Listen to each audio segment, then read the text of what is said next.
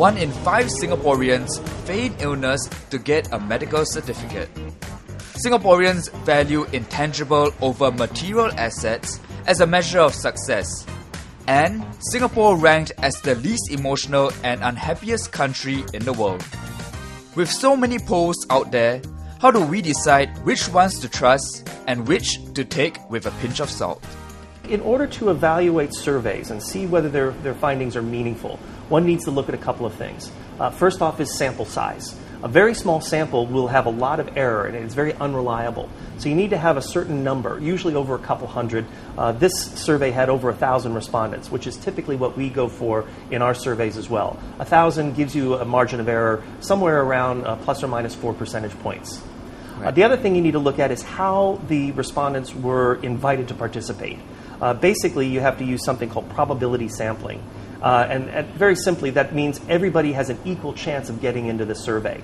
And when you do that, you can then make a claim that the sample represents the wider population. I think another thing that's important, too, is to see what we often say is follow the money. Who's sponsoring the research? Who's it being paid for? Who's paying for it? When we do our surveys, we make a point to say we are researchers from Nanyang Technological University, and we're doing a scientific study. We're not trying to sell anything. We're not trying to promote a particular agenda. We're doing objective social science, and we're just trying to find out what public opinion is.